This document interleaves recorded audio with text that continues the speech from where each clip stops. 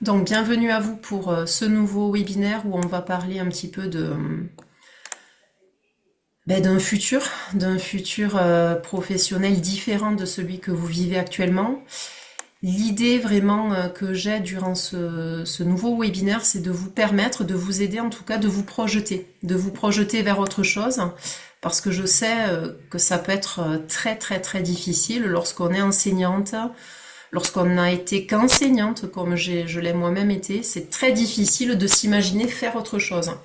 Donc l'idée là, c'est de vous offrir tout simplement un espace avec des partages, bien évidemment, et des tout petits exercices très très très simples que vous allez pouvoir effectuer durant le webinaire et par la suite réutiliser de votre côté, de façon vraiment à, comme je vous l'ai dit, à vous aider à vous connecter à autre chose parce que cette vision d'un futur avenir professionnel, il va falloir la construire, il va falloir la nourrir de façon à ce qu'elle s'éclaircisse, surtout si vous êtes un petit peu dans le brouillard actuellement, que vous vous posez plein de questions et qu'il n'y a rien de très très clair.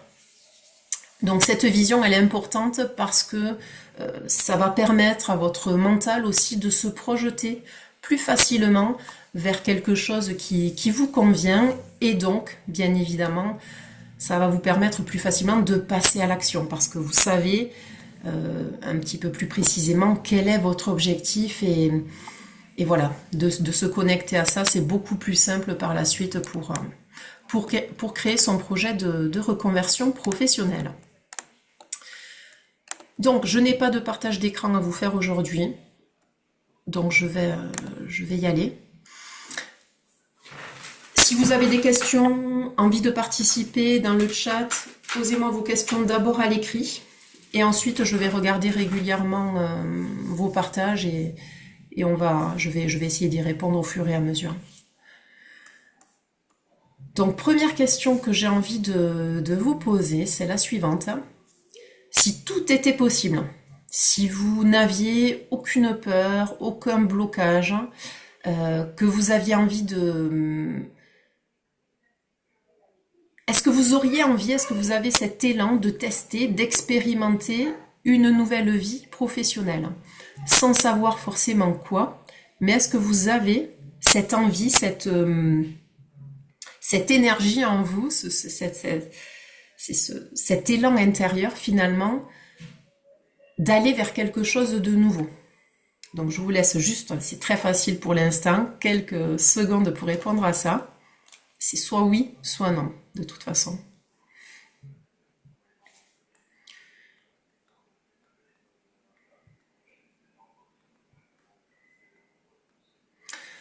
Donc maintenant que vous avez votre réponse, si c'est non, clairement, alors ça m'étonnerait que ce soit votre cas, parce que si vous me répondez non, j'ai pas forcément envie d'expérimenter autre chose, c'est que vous vous sentez bien, voire très bien dans votre métier actuel, dans votre vie professionnelle actuelle. Par contre, si vous avez répondu oui, c'est clairement que vous ne vous sentez plus complètement ou plus du tout à votre place dans ce métier d'enseignante que vous exercez actuellement. Donc déjà, être au clair sur ça, c'est la première chose. Parce que des fois, voilà, il y a le mental qui va revenir, on va hésiter. Mais au fond de vous, il y a cette envie qui est là peut-être depuis de nombreuses années. Hein. Réfléchissez d'ailleurs un petit peu depuis combien de temps cette envie-là est présente en vous. Ça date à quand?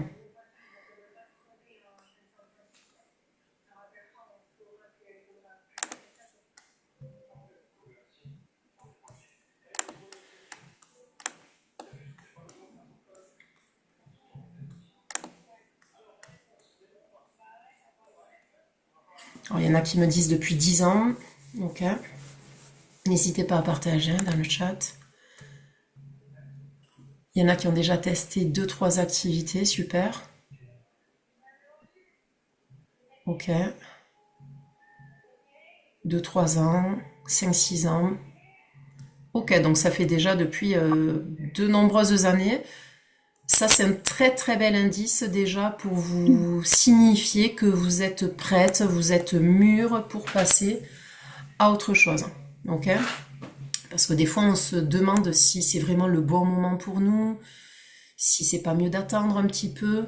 Moi, je vous répondrais que au-delà de 6 mois, d'accord, au-delà de 6 mois, au-delà d'un an, quand cette envie de reconversion revient régulièrement, quand vous y pensez régulièrement, c'est que c'est déjà le bon moment pour vous de passer à autre chose. Ok, merci pour vos partages.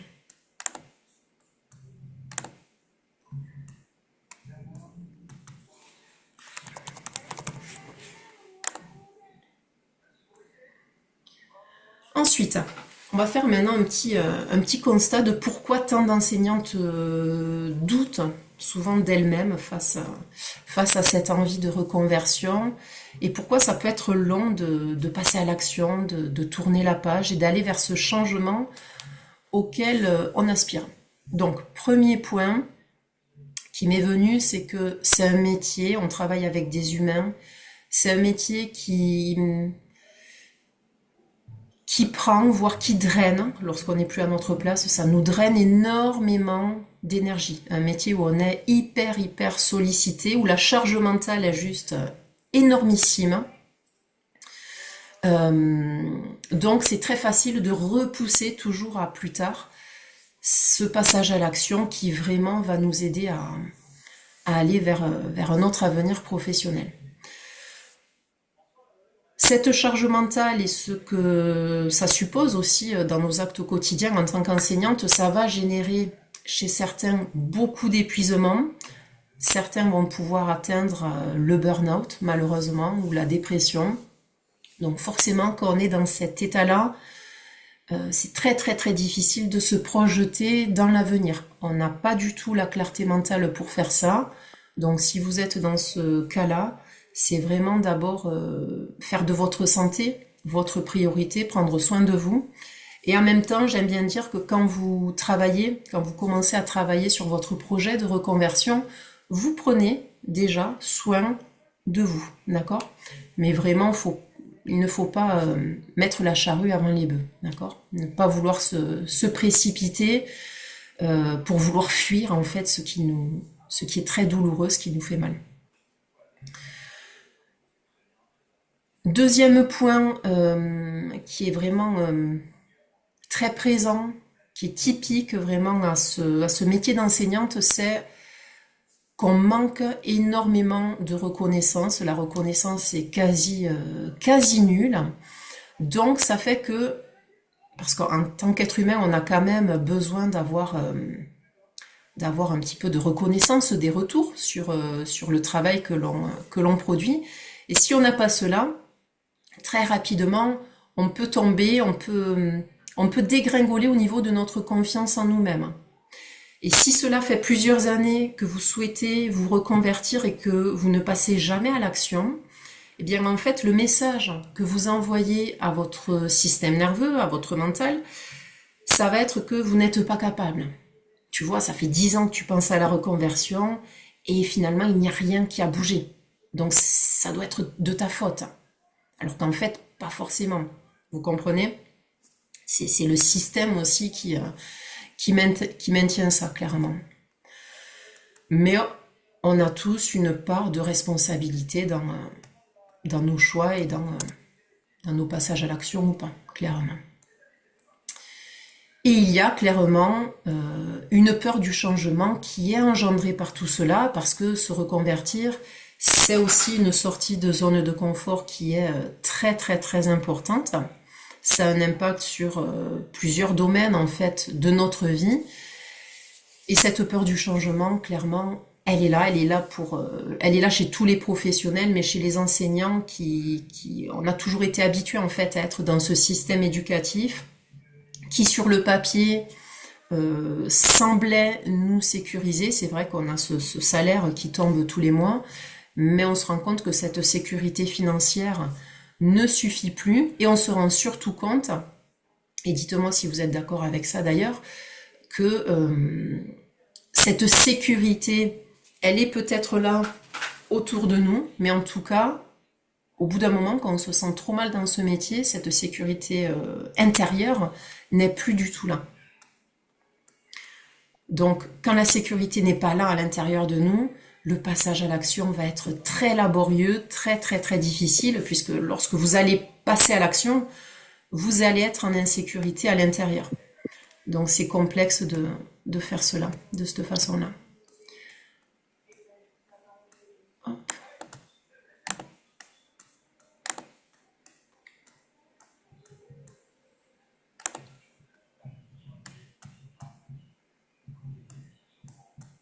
Je vérifie juste qu'il n'y ait pas d'autres personnes qui veuillent entrer dans qui veuillent participer, et je continue.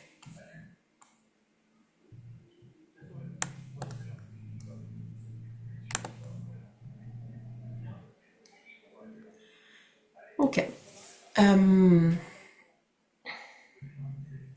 Donc l'idée aussi de vouloir changer de métier, pensez bien que ce n'est pas un échec personnel, parce que parfois on pourrait le prendre comme ça, se dire mais oui voilà, moi j'ai toujours voulu être enseignante, j'ai j'ai passé beaucoup de temps, c'est beaucoup de temps, j'ai consacré beaucoup d'énergie pour obtenir en fait ce concours-là, et aujourd'hui, 10 ans, 20 ans plus tard, je me rends compte que finalement, je suis déçue. Tout simplement, je suis déçue et je sens que j'ai envie d'autre chose. Donc cette envie de changement n'est pas du tout un échec personnel. J'ai envie de dire que c'est tout simplement la vie. Sauf qu'aujourd'hui, on est quand même beaucoup plus habitué avec tout ce qui est le développement personnel, tout le discours qu'il y a autour de nous. On est beaucoup plus habitué à nous écouter en fait, à nous tourner vers nous-mêmes, à écouter nos ressentis, même si c'est pas quelque chose qui est évident pour tout le monde. Alors qu'à l'époque de nos parents, de nos grands-parents, les carrières professionnelles étaient beaucoup plus linéaires. En fait, les gens changeaient très peu de métier. Lorsqu'ils commençaient à 16, 18 ans un métier, ils exerçaient quasiment toujours le même métier jusqu'à la fin de leur carrière professionnelle.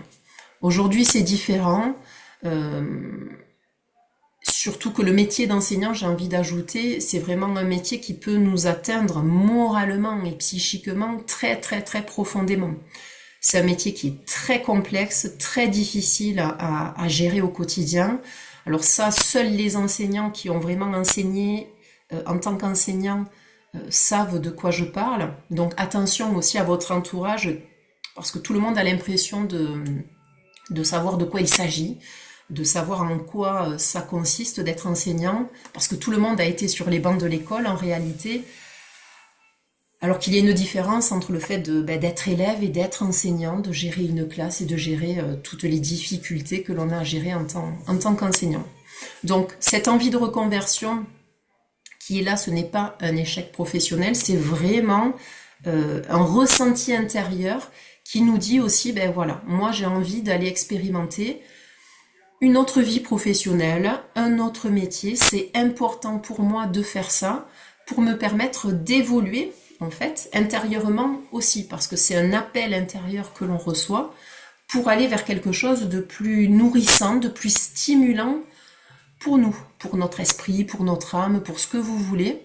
Mais c'est quelque chose qui est très important pour nous, donc ce n'est pas un simple caprice. Aussi, parfois, quand on veut se reconvertir et que sur le papier, tout va à peu près bien, on n'est pas en arrêt, on n'est pas en burn-out, on a une classe correcte, etc.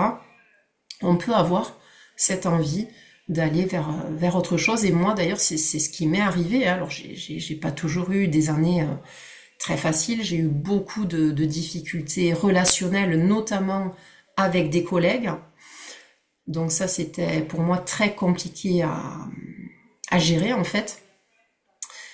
Mais finalement, à la fin, moi, je me suis reconvertie parce que j'avais besoin vraiment de développer de nouvelles compétences et d'avoir une stimulation intellectuelle, en fait, beaucoup plus importante. J'ai enseigné à tous les niveaux, au niveau primaire, et là, je tombais vraiment dans un ennui profond qui aurait pu m'amener jusqu'au bore-out. Et le bore-out, c'est vraiment qu'on s'ennuie profondément au travail parce que voilà, on est habitué à faire un petit peu toujours les mêmes choses.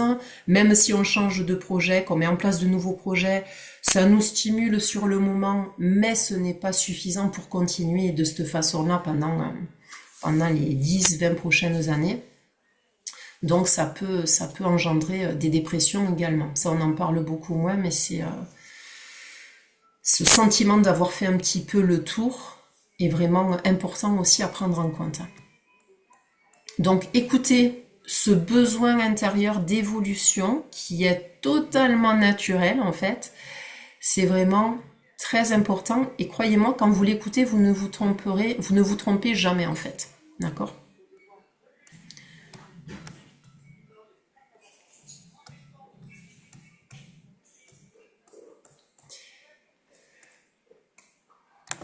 J'ai envie de vous faire maintenant un petit exercice très simple.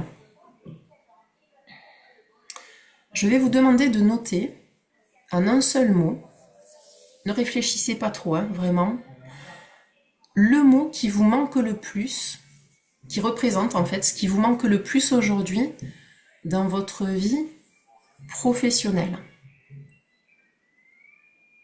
Notez s'il y a un premier mot qui vous vient et après je vais vous dire des petits mots pour celles qui n'ont pas trop d'idées là. Ce qui vous manque le plus.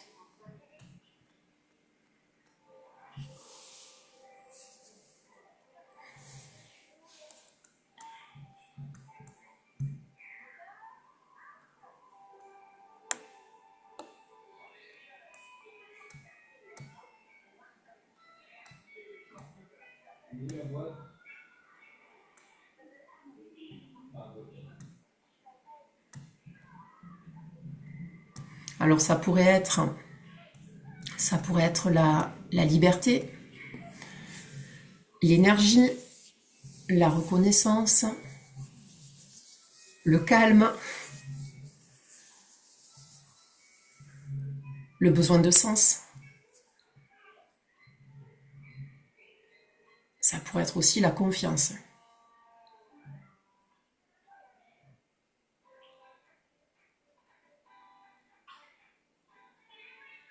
Donc écrivez bien ce mot. Si vous souhaitez nous le partager dans le chat, avec grand plaisir de vous lire.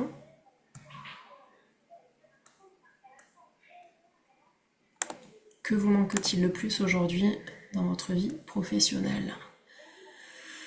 Le calme, le sens, sortir de la routine et aussi retrouver du sens, un sentiment d'utilité, soirée sans travail, ouais, et reconnaissance, super. Ok.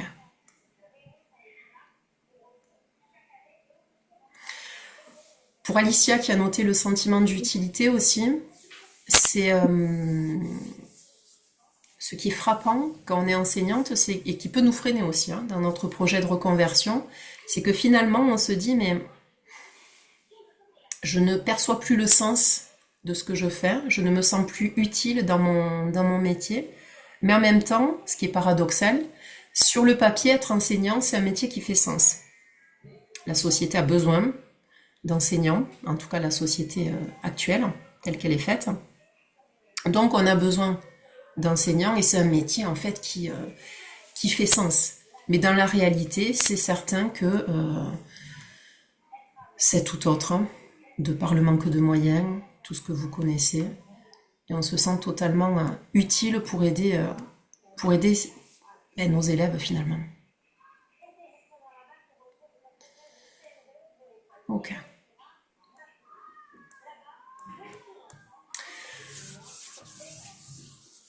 Alors, une chose que j'aime bien rappeler régulièrement, c'est que quand on a envie de se reconvertir, on va de suite réfléchir à, forcément c'est logique, hein, comment changer notre vie professionnelle, quelle action on va pouvoir poser à l'extérieur de nous, d'accord ? N'oubliez jamais que la reconversion, c'est d'abord un travail intérieur, avant d'être un travail extérieur. Alors, il y a un moment où, bien évidemment, les deux se rejoignent, hein, c'est un va-et-vient entre l'intérieur, entre l'extérieur. Mais clairement, il y a un gros travail d'intérieur à faire, puisque, alors, il y a plusieurs choses, mais sais pas si vous l'avez certainement expérimenté sans en avoir vraiment conscience, mais vos pensées, votre façon d'être, votre état interne, en fait, génère en partie, en tout cas, la réalité que vous vivez. Ok, je vous donne un exemple qui est très très simple. Vous vous réveillez le matin, il vous arrive quelque chose de pas très top, par exemple, et puis voilà, vous commencez à dire, ben voilà, tu vois, je sens que la journée ne va pas être super, ça part mal. Et puis toute la journée, du coup, vous êtes convaincu de ça. Du coup, toute la journée, il y a un enchaînement de péripéties, on va dire, qui sont plutôt négatives, entre guillemets, qui vont s'enchaîner. Parce que vous croyez, dès le matin, vous croyez profondément à ça. Donc intérieurement déjà, vous êtes dans un état d'esprit plutôt, on va dire, négatif. Donc c'est logique en fait que vous attiriez et que mentalement, en fait, vous mettiez le focus, ça s'appelle le biais de confirmation en psychologie d'ailleurs, que vous mettiez le focus, que vous recherchiez inconsciemment des choses qui, euh, qui vous permettent de valider en fait cette pensée, cet état d'esprit-là. Donc, le changement extérieur provient toujours d'un changement intérieur. Ça, c'est une première chose. Ah, excusez-moi, j'ai le petit qui arrive.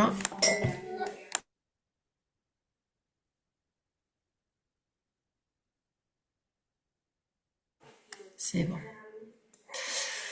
Euh, Alicia, tu nous dis, je me sens inutile dans le sens où je passe trop de temps à gérer les problèmes d'attitude en classe avec la CPE, le principal et les parents, en lien avec le nombre d'élèves et les profils d'élèves variés, que je n'avance pas dans ma mission, donc le sens initial de mon métier me semble perdu. Ben oui, totalement. Cette gestion de l'humain finalement, qui nous pompe beaucoup d'énergie et on n'a pas forcément fait ce métier pour ça en fait.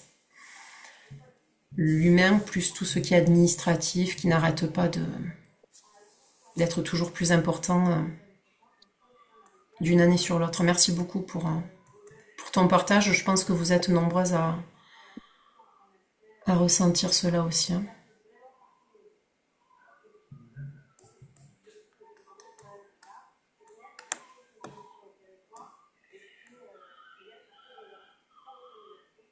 Donc, donc moi j'ai décidé dans ma façon de travailler et de vous accompagner, de vraiment, dès le début des accompagnements d'ailleurs, vraiment passer du temps sur cette sécurisation intérieure, sur ce travail intérieur, sur cet alignement, sur cette reconnexion finalement que j'appelle au cœur, au corps, parce que le corps nous envoie de très très nombreux signaux qui sont vraiment juste très très précieux et que l'on a du mal à percevoir parce on est vraiment une population aussi en France et en Europe et dans la zone dans laquelle on vit qui est très mentale.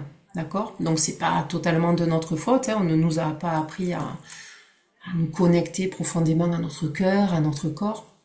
On est très très très mental. Et quand on reste trop dans le mental, eh bien ça épuise parce qu'on est tout simplement plus à côté. On passe à côté de tous ces signaux qui nous sont transmis. Et finalement, ces signaux, c'est en quelque sorte un petit peu comme un GPS intérieur qui va diriger notre vie de façon à ce que nous restions alignés aussi à ce pourquoi nous sommes faits. Donc si on ne les écoute pas, eh bien il est fort probable qu'on se prenne des murs en fait régulièrement et qu'on poursuive vers une voie qui ne nous convient pas totalement.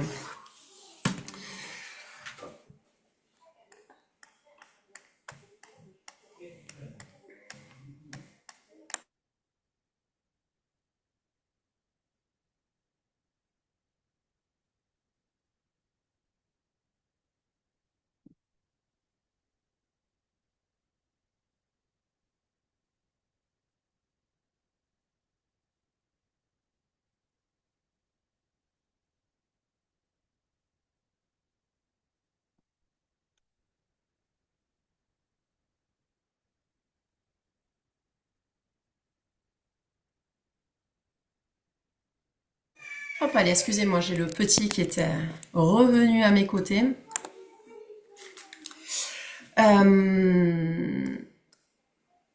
Donc je disais oui, cette sécurisation intérieure, cette reconnexion vraiment à soi, elle est fondamentale parce que c'est comme ça aussi que vous allez pouvoir prendre les meilleures décisions pour votre avenir professionnel et vraiment construire, choisir une vie professionnelle qui vous ressemble et qui s'adapte à vous, à la personne que vous êtes, pour éviter justement, vous, de vous réadapter à une nouvelle vie professionnelle qui vous convient qu'à moitié en fait, d'accord ?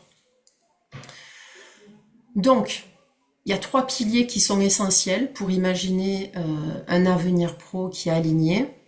Premièrement, ça va être de se reconnecter à soi, notamment à sa confiance en soi, puisque selon ma façon de voir les choses, en tout cas, notre confiance en nous, elle est là, elle n'a pas disparu, sauf qu'on y est ou pas connecté, d'accord ? Ça passe par une libération aussi de toutes ces peurs, sachant que les peurs, elles seront toujours là, clairement, mais l'idée, ça va être de ne pas se laisser submerger par ces peurs. D'accord ? D'ailleurs, les peurs qui sont un très bon signe qui nous indique aussi ce qui est important pour nous. D'accord ? Donc l'idée, ce n'est pas de les effacer, de les gommer, hein, mais vraiment de les apaiser. Il y a également un travail d'apaisement du mental parce qu'à partir du moment où vous allez vraiment pleinement vous sentir reconnecté à vous, le mental sera beaucoup plus apaisé. Vous ne vous poserez pas les mêmes questions sans cesse en tout cas et le mental sera beaucoup plus apaisé. Vous apprendrez progressivement à ne pas qu'écouter le mental parce que je le dis souvent, si vous réalisez un projet de reconversion professionnelle en vous basant uniquement sur le mental, et la majorité c'est ce qu'on fait, c'est ce qu'elles font, il y a beaucoup plus de chances de vous tromper en fait, d'accord ? Puisque le mental, lui, le système nerveux, quand je dis mental, il y a aussi l'idée de système nerveux derrière, lui ce qu'il veut c'est vous garder en vie. Donc le changement pour lui égale risque de mort. Donc surtout, rester, pour lui c'est reste dans ta zone de confort actuelle, confort, plutôt zone de connu, zone que tu connais dans tes routines, dans ton métier actuel, tu sais faire ça très bien, d'accord ? Même si ça génère beaucoup de souffrance chez toi. Mais reste là, continue comme ça. Il n'y a aucun intérêt pour lui d'aller vers autre chose. Son objectif, c'est pas du tout que vous soyez joyeuse dans votre vie, hein, okay ? Donc cette sécurité intérieure, elle est fondamentale et vraiment gros travail qui est fait là-dessus pour les personnes que j'accompagne. Deuxième point, deuxième pilier qui est essentiel, c'est la connaissance de soi. Une connaissance de soi qui est quand même assez profonde, pas juste une connaissance de surface, d'accord ? Connaissance profonde, ça passe par, notamment, hein, je vous donne quelques idées, mais il n'y a pas que ça, mais c'est tous vos talents naturels, vos valeurs, votre système de valeurs aussi actuel, vos besoins actuels, votre façon de fonctionner aussi, puisqu'on a tous une façon de fonctionner intérieurement qui est différente, et connaître cela, vraiment connaître notre profil un petit peu, ça nous aide grandement à prendre des décisions alignées, d'accord ? Et à arrêter un petit peu de douter. Oui, mais finalement, j'ai envie d'aller vers ça, mais je doute. Est-ce que c'est vraiment la meilleure chose pour moi ? Parce que si on ne se connaît pas vraiment, on reste, en tout cas c'est ce que j'observe, ce que j'ai observé chez moi et chez les enseignantes que j'ai accompagnées, on peut rester pendant très très très longtemps dans le doute et finalement ne jamais vraiment se reconvertir et franchir cette ligne d'arrivée finalement. Troisième point, ça va être l'exploration, bien évidemment, et oser s'autoriser concrètement à avancer. Donc là, bien évidemment, il y a l'idée d'un passage à l'action derrière. Okay ? Je teste certaines choses, je valide ou pas, mais avant cela, je m'autorise. D'accord? Je m'autorise à faire certaines choses et je m'autorise aussi à me mettre en mouvement, sans prise de risque inconsidérée, bien évidemment. Mais il y a une sortie de zone de confort, il y a des petits risques quand même qui sont pris. Ok?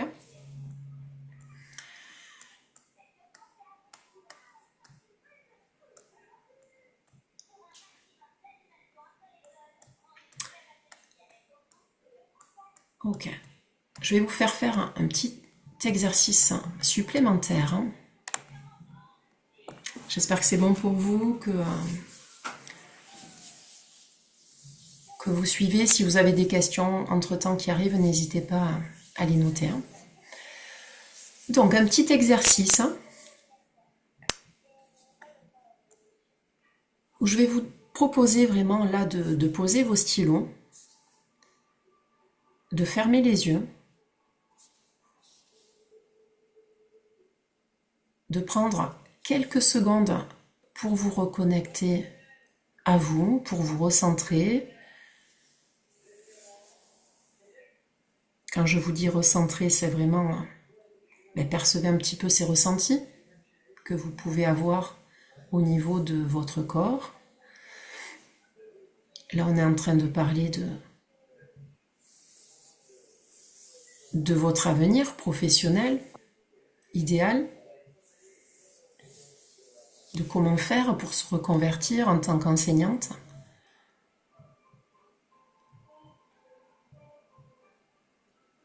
Et donc, quand nous sommes en train de parler de ça,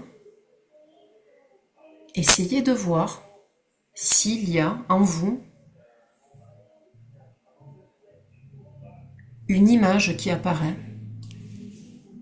ou bien une couleur, un lieu, une activité peut-être aussi plus précise. Laissez venir à vous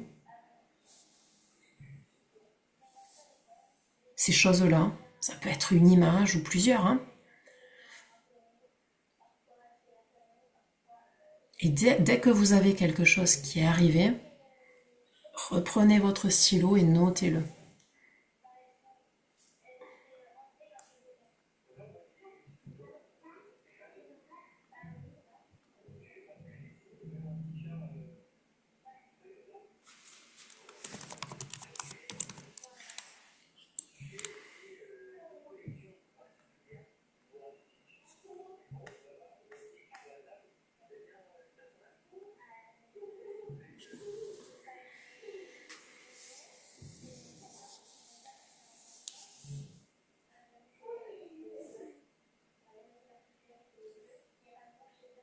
C'est bon pour tout le monde? Ok. Super.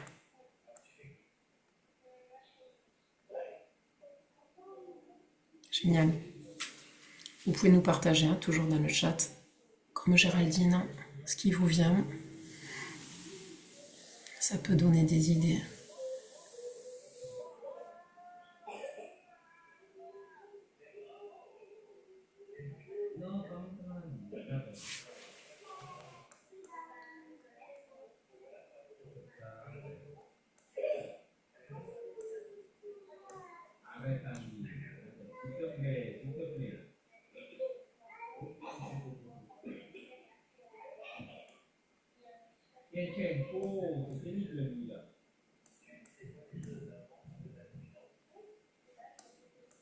Donc Géraldine qui nous dit l'orange pour elle.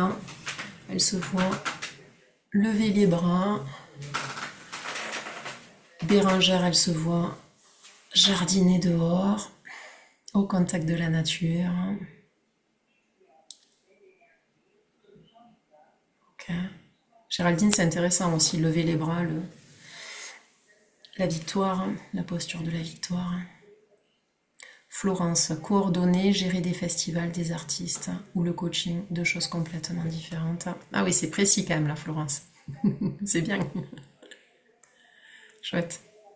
Bon, mais ça, c'est déjà un très bon signe quand vous arrivez à avoir des premières images, des idées là qui arrivent sans forcément énormément mentaliser. Là, l'idée de ce petit exercice, c'est Je laisse un petit peu le mental de côté et je laisse venir à moi ce qui vient, tout simplement. Et ça, croyez-moi, on peut être surpris parce qu'il y a de très très belles choses qui viennent, auxquelles on ne pensait pas forcément quand nous étions dans notre mental en fait. Donc ça, ces idées-là, soyez attentive à les repérer, à les noter dans un petit carnet régulièrement dès que vous en avez de nouvelles. Et ces idées-là peuvent aussi arriver au moment où vous y attendez le moins, d'accord? Au moment où finalement où le mental n'est pas pleinement activé. Quand vous faites du jardinage, quand vous allez vous balader en pleine nature. Moi, ça arrivait beaucoup quand je conduisais en fait et que j'allais sur mon lieu de travail à l'école en voiture. J'avais des idées qui arrivaient. Donc c'est très important en tout cas de les noter. De les noter, parfois on se dit mais voilà, à quoi ça sert, le orange, lever les bras, ça me sert à rien. Ne réfléchissez pas, notez les choses. Les liens, vous les ferez plus tard, mentalement.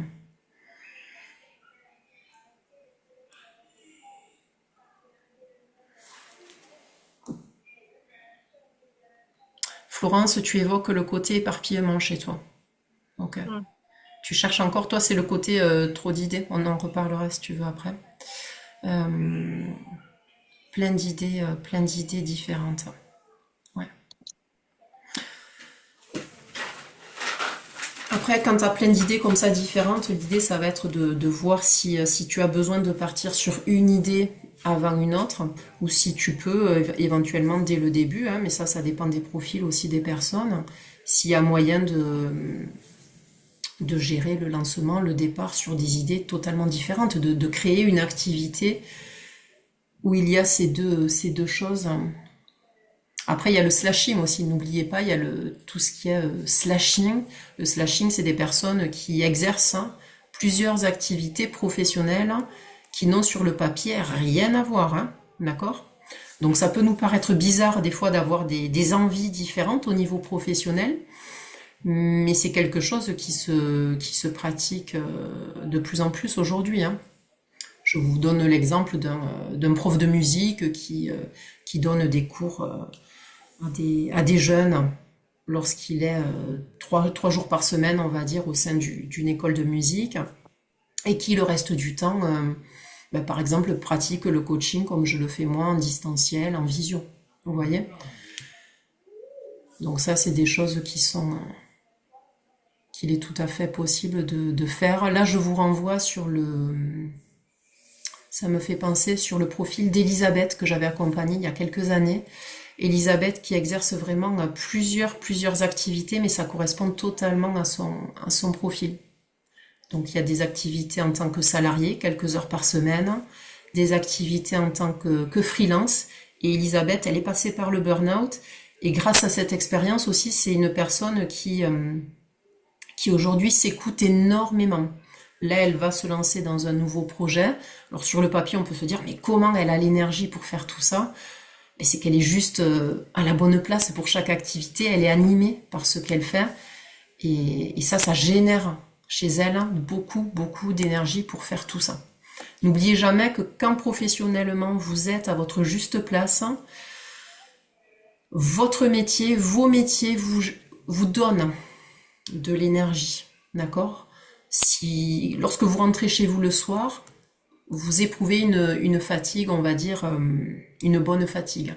Alors que quand vous êtes prof, par exemple, et que vous ne vous sentez plus à votre place en tant que prof, lorsque vous allez rentrer chez vous le soir, vous allez pouvoir éprouver de l'épuisement, une mauvaise fatigue, on va dire, due à ce désalignement finalement que vous éprouvez durant toute votre journée. Ok? Et les actions que vous posez qui ne sont pas alignées à ce que vous aimeriez faire, tout simplement.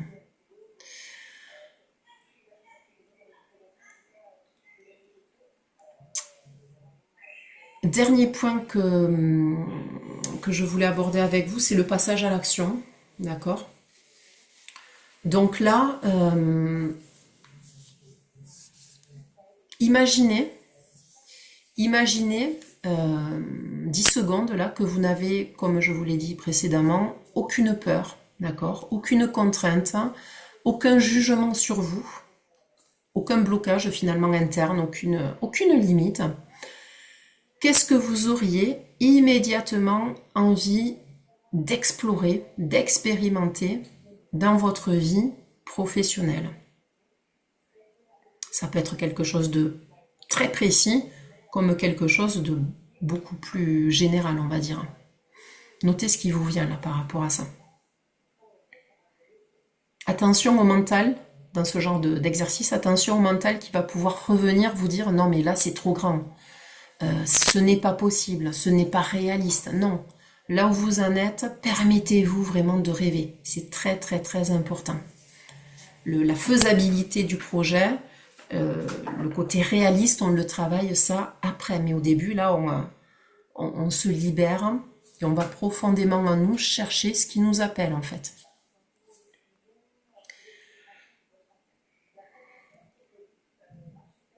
Donc, qu'est-ce que vous aimeriez expérimenter comme métier, comme tâche au quotidien, au niveau pro bien sûr.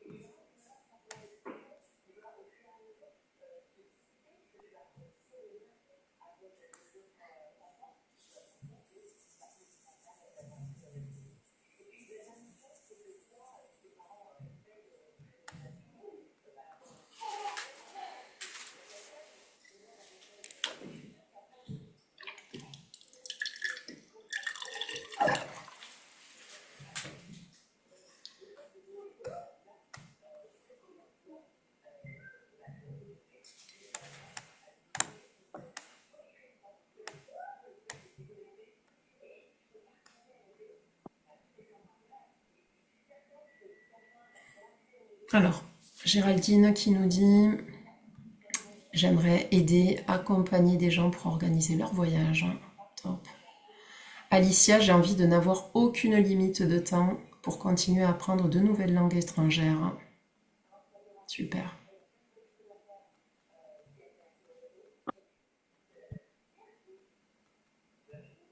Il y a un lien, on peut faire le lien entre les deux, hein, la passion là pour l'ailleurs, les voyages. C'est chouette.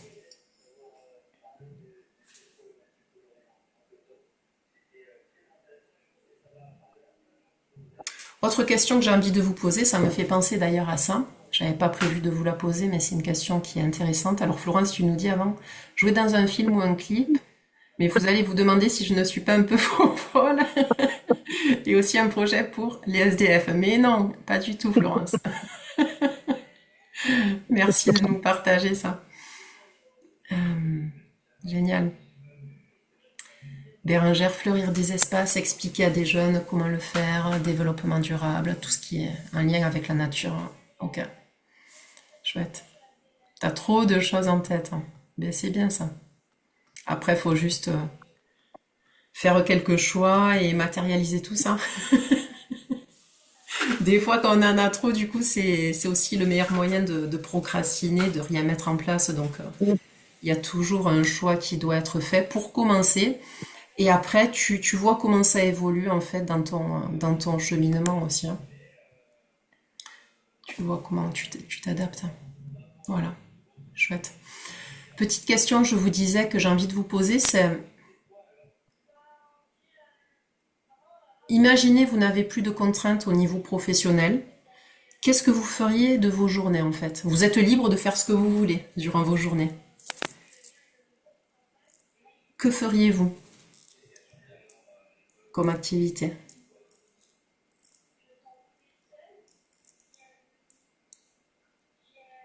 C'est quoi qui serait pour vous essentiel?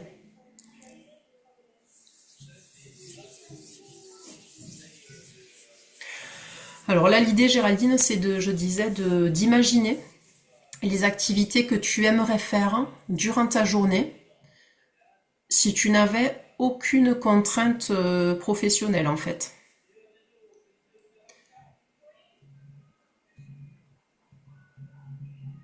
qu'est-ce que tu ferais?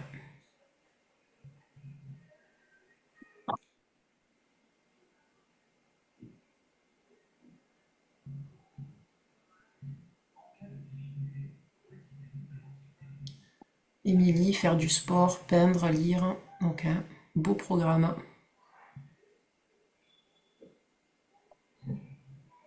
Faire de la musique, apprendre des langues, faire du crochet, voyager. Top. Géraldine, faire du sport, lire, jouer, de la musique, faire des mots fléchés, recevoir des amis. Florence, être avec des adultes, du sport, lire, cinéma. Ok, voilà. Ben ça, ce que vous venez de noter là, ne l'oubliez jamais, d'accord? Parce que c'est des choses qui sont importantes pour vous. Donc, dans l'idéal, votre future vie professionnelle va devoir s'adapter à ces besoins-là aussi, d'accord? Parce que je suis certaine que ces besoins-là, ces activités-là, vous ne prenez pas assez le temps de le faire à cause de votre métier d'enseignante. Parce que c'est un métier dans lequel on peut passer beaucoup de temps en fait à faire ses préparations, ses corrections, d'accord? Et tout cet aspect personnel, ces activités-là qui nous nourrissent en fait, qui nous font du bien, qui nous ressourcent, on ne prend pas le temps de le faire.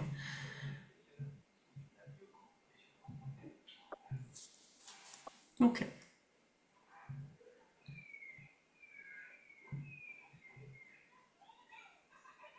Bérengère, tu as envie toi de faire de la place, hein. Ranger, trier. Alors ça c'est intéressant aussi, hein, Bérengère, bon je t'accompagne, on en parle, mais ça je le dis pour tout le monde, hein. Quand vous vous apprêtez à... Quand vous avez envie de faire rentrer dans votre vie en fait de la nouveauté, faites de la place pour cette nouveauté. Ça passe aussi par le matériel, d'accord? On se sépare hein, peu à peu de choses dont on ne se sert plus. On est dans un quotidien, on est chez nous, dans nos placards, c'est rempli, d'accord? Très rapidement. On ne se sert pas de tout ça, ok? Nos étagères peuvent crouler sous le poids de plusieurs livres que l'on a achetés au début de notre carrière d'enseignante et qu'on se fait suivre d'année après année et finalement on se rend compte qu'on ne s'en sert plus. Pareil pour les vêtements, hein. Donc vraiment je vous invite aussi à de ce côté-là faire de la place pour permettre à des choses nouvelles d'avoir leur place aussi dans votre vie. D'accord? C'est important et il y a ce côté intérieurement, vous le savez certainement, mais voilà, quand on se sépare de certaines choses, il y a un travail profond intérieur qui se fait, hein, ça libère parfois beaucoup de choses et ça fait du bien, quoi, tout simplement, d'avoir plus de clarté autour de soi. Donc, clairement, quand on est prof, ça peut être, j'arrête d'avoir tous ces livres-là de pédagogie, d'éducation à l'enfant autour de moi, si c'est un sujet qui ne m'intéresse plus. D'accord? Donc moi, tous ces livres-là, clairement, je les ai donnés. J'en ai vendu certains, j'en ai donné beaucoup. Ok? Et si c'est d'autres domaines qui vous intéressent, ben du coup, remplissez cet espace. La vie n'aime pas le vide, hein, donc ces espaces vont se remplir de choses qui vous tiennent plus à cœur aujourd'hui. Je suis prof de français, je n'ai plus le temps de lire pour moi. Ben voilà, ben tu vois, ça peut recommencer par ça en fait, tout simplement, Florence. Recommencer par prendre 5-10 minutes, c'est rien dans une journée. C'est beaucoup pour un prof, je sais, mais allez, 5-10 minutes où tu vas te faire plaisir vraiment avec une lecture qui n'a rien à voir avec l'enseignement. Vraiment. Moi, pour faire ça, je portais, puisque j'aime beaucoup lire aussi, je portais un livre dans mon sac de cours, tu vois. Et je lisais quelques pages, je feuilletais, je lisais vraiment quelques pages entre midi et deux, tu vois. Et ça me faisait mentalement, psychologiquement, c'était pour moi une réelle pause. Et c'était une façon vraiment de, peu à peu, de me détacher de ce travail d'enseignante qui était très prenant. En intégrant dans mes journées des choses, tu vois, qui me faisaient du bien. Donc tout ce que vous avez noté là, Essayez, bien évidemment, mais ne faites pas qu'essayer. Faites-le. Pas tout, peut-être, hein, mais pensez que vous êtes la personne la plus importante de votre vie. Osez vous faire passer enfin en priorité. Après toutes ces années de sacrifice, à donner beaucoup à ce système, à donner beaucoup à vos élèves, aux autres, à vos enfants, si vous êtes maman, faites-vous passer vraiment en priorité. Et là, croyez-moi, vous aurez un impact encore plus positif sur les personnes qui vous entourent, vos proches, vos élèves, voilà, toutes les personnes que vous côtoyez tous les jours. Ça passe vraiment par... je me fais passer en priorité, je fais des choses qui me font du bien, qui changent finalement. Vous changez peu à peu, là, votre façon de faire quotidienne, et vous intégrez des petits changements au quotidien. Et puis ces petits changements vont permettre aussi à votre mental de s'habituer au changement, parce que c'est des sorties de zone de confort. Hein. Ça peut être, c'est très simple de lire quelques pages d'un livre, mais quand votre mental vous dit oui, mais là c'est de la perte de temps, tu n'as pas terminé tes corrections, tu pourrais faire ci pour la classe et ça, ben c'est dur. Donc il y a une vigilance à avoir par rapport à ce mental, et ne le laissez plus prendre toute cette place. D'accord? Ouais, j'imagine les corrections. L'autre jour, je voyais à la médiathèque une prof, je sais pas de quoi, mais elle parlait en espagnol avec sa fille, hein, peut-être de langue ou de français, je n'en sais rien. Elle avait un tas de copies énormissimes entre les mains, des petites feuilles, tu sais. Et elle corrigeait, corrigeait. Et des fois, elle s'arrêtait, elle parlait avec sa fille qui avait 6 7 ans. Et waouh, c'est dur, quoi. Ouais,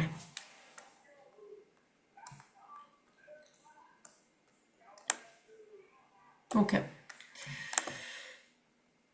Euh, Juste, avant de passer à la partie questions-réponses, je vous rappelle que, du coup, pour faire suite aussi à ce webinaire, je vous propose samedi prochain, donc le 29 novembre, le premier atelier de l'année, en direct avec les participants.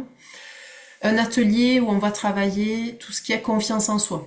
Alors, retrouver confiance en soi, j'aurais pu dire aussi se reconnecter à sa confiance en soi après l'éducation nationale, parce que je pars vraiment de ce constat que quand on passe par ce système et qu'on a du mal à en sortir, eh bien, on a besoin vraiment de remonter la pente à ce niveau-là et de vraiment se reconnecter profondément à cette confiance en soi, parce que ça va être aussi une reconnexion à notre immense potentiel.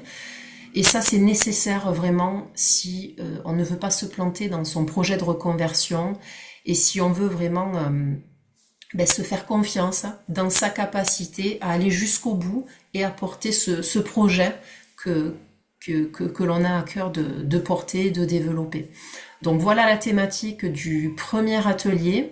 Ça sera un atelier de 2 heures. Donc on travaillera ensemble de 10 heures à midi. Pour les personnes qui ne peuvent pas être là, pas de panique, le replay sera disponible, mais il faut vraiment s'inscrire bien évidemment. Donc ces 2 heures, c'est vraiment un travail qui va être fait en profondeur. Moi, j'ai vraiment cette notion aussi d'efficacité dans ce que je vous apporte. Donc on perd pas de temps, et là, c'est 2 heures. D'accord? Donc je n'ai pas de baguette magique, bien évidemment. La reconnexion à la confiance en vous, elle se fera pas immédiatement pour certaines, mais en tout cas, ce que je vais vous transmettre, c'est vraiment des outils très très simples que vous allez pouvoir utiliser durant l'atelier, bien sûr, et continuer à utiliser en dehors pour vous, de façon à entretenir et à muscler un petit peu ce muscle, entre guillemets, de la confiance en soi, qui est vraiment essentiel. Essentiel. Donc si c'est quelque chose qui vous intéresse, vous trouverez dans le lien, un lien en fait pour vous inscrire dans le replay, sous la vidéo, sous cette vidéo que vous regardez. Au niveau du tarif, c'est 36 euros. Okay, donc c'est accessible à tout le monde. Et je vous l'ai dit, pas besoin d'être là, mais néanmoins, si vous êtes là, ben, vous pourrez un petit peu plus participer. Quand on est là en direct, et bravo à vous d'être là en direct durant ce webinaire, vous le voyez, ça permet des interactions, ça permet des échanges que vous n'avez pas forcément si vous regardez les replays, eh bien, suite au live, d'accord? Il y a une connexion aussi qui se fait, pour terminer par rapport à ça, à l'énergie, à mon énergie, à l'énergie d'un groupe. Et ça, c'est quelque chose qui est très très puissant aussi. Donc voilà, si c'est quelque chose qui vous appelle, ça sera avec grand plaisir de vous retrouver dans cet espace-là. On va donc maintenant passer aux questions-réponses. Donc je vais arrêter l'enregistrement ici.